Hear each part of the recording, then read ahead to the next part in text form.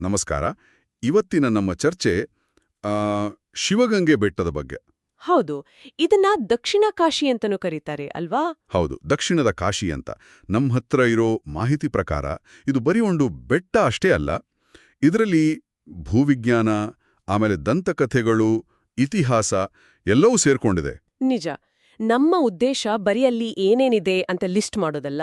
ಬದಲಿಗೆ ಈ ಜಾಗಕ್ಕೆ ಯಾಕಿಷ್ಟು ಪ್ರಾಮುಖ್ಯತೆ ಬಂತು, ಇಲ್ಲಿನ ನಂಬಿಕೆಗಳ ಹಿನ್ನೆಲೆ ಏನು, ಅಂದ್ರೆ ಪ್ರಕೃತಿ, ಆಧ್ಯಾತ್ಮ, ಇತಿಹಾಸ ಎಲ್ಲ ಹೇಗೆ ಒಂದಕ್ಕೊಂದು ಬೆಸೆದುಕೊಂಡಿದೆ ಅಂತ ನೋಡೋಣ. ಸರಿ ಹೇಳಿದ್ರಿ. ಇಲ್ಲಿ ಮೊದಲ ಗಮನ ಸೆಳೆಯುವುದೇ ಆ ಬೆಟ್ಟದ ಆಕಾರ ಅಲ್ವಾ, ತುಂಬಾ ವಿಶಿಷ್ಟವಾಗಿದೆ ಅಂತಾರೆ. ಹೌದು ಹೌದು, ಬೇರೆ ಬೇರೆ ಆಂಗಲ್ನಿಂದ ನೋಡಿದ್ರೆ ಅದು ಮಲಗಿರೋ ನಂದಿ ತರ ಕಾಣುತ್ತೆ. ಓಹೋ.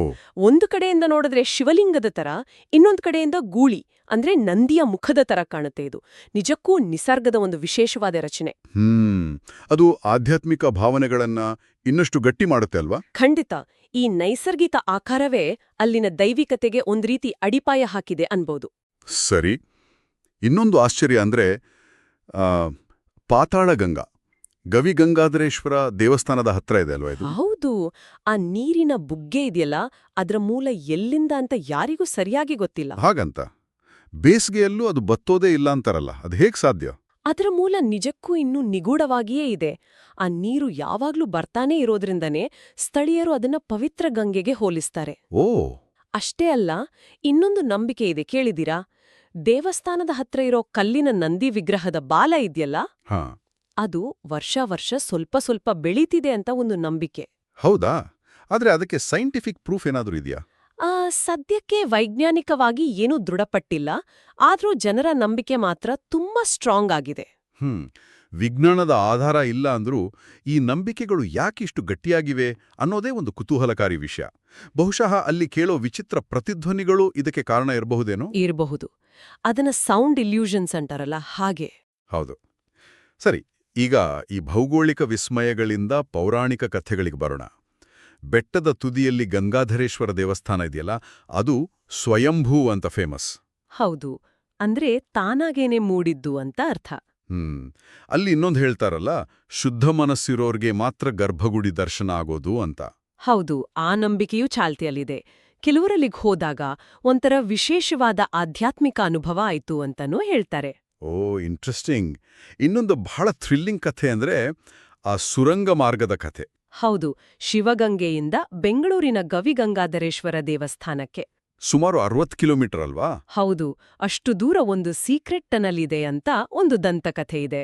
ಅದನ್ನ ಯಾರು ಬಳಸ್ತಿದ್ರು ಅಂತಾರೆ? ಹಿಂದಿನ ಕಾಲದಲ್ಲಿ ಸಂತ್ರು, ಆಮೇಲೆ ರಾಜರು ಕೂಡ ಇದನ್ನ ಬಳಸ್ತಿದ್ರು ಅಂತ ಹೇಳ್ತಾರೆ. ಆದ್ರೆ ಇದನ್ನ ಕನ್ಫರ್ಮ್ ಮಾಡೋಕೆ ಯಾವುದೇ ಆರ್ಕಿಯಾಲಜಿಕಲ್ ಎವಿಡೆನ್ಸ್ ಅಂತೂ ಸಿಕ್ಕಿಲ್ಲ. ಸದ್ಯಕ್ಕೆ ಬರೀ ಕಥೆ ರೂಪದಲ್ಲೇ ಇದೆ. ಹೌದು, ಒಂದು ಮಿಸ್ಟೀರಿಯಸ್ ಕಥೆ ಅಷ್ಟೇ. ಇದೇ ತರ ಇನ್ನೊಂದು ಐತಿಹ್ಯ ಅಂದ್ರೆ ಬೆಂಗಳೂರು ಕಟ್ಟಿದ ಕೆಂಪೇಗೌಡರ ಬಗ್ಗೆ. ನಿಧಿ ಕಥೆ ಅಲ್ವಾ? ಹೌದು. ತಮ್ಮ ಸಂಪತ್ತನ್ನ ಶತ್ರುಗಳಿಂದ ಕಾಪಾಡೋಕೆ ಈ ಬೆಟ್ಟದ ಗುಹೆಗಳಲ್ಲಿ ಬಚ್ಚಿಟ್ಟಿದ್ರು ಅಂತ. ಆ ನಿಧಿ ಹುಡುಕೋಕೆ ಬಹಳ ಪ್ರಯತ್ನಗಳು ನಡೆತು ಅಂತ ಸುದ್ದಿ ಇದೆ. ಆದರೆ ಅಫಿಷಿಯಲ್ ಆಗಿ ಏನೂ ಸಿಕ್ಕಿದ ತರ ದಾಖಲೆ ಇಲ್ಲ. ಹಾಗಾದ್ರೆ ಕೆಂಪೇಗೌಡರ ನಿಧಿಯು ಶಿವಗಂಗೆಯ ನಿಗೂಢತೆಗೆ ಸೇರೋ ಇನ್ನೊಂದು ಎಳೆ ಅಷ್ಟೇ. ಹೌದು, ಖಂಡಿತ. ಇಷ್ಟೆಲ್ಲ ರಹಸ್ಯ, ವಿಸ್ಮಯಗಳ ಜೊತೆಗೆ ಶಿವಗಂಗೆ ಒಂದು ಪ್ರಮುಖ ಯಾತ್ರಾಸ್ಥಳ ಕೂಡ ಹೌದಲ್ಲ? ಹೌದು, ಖಂಡಿತವಾಗಿಯೂ. ಇದು ಶೈವರಿಗೂ ಸರಿ, ವೈಷ್ಣವರಿಗೂ ಸರಿ, ಇಬ್ಬರಿಗೂ ಪವಿತ್ರವಾದ ಸ್ಥಳ.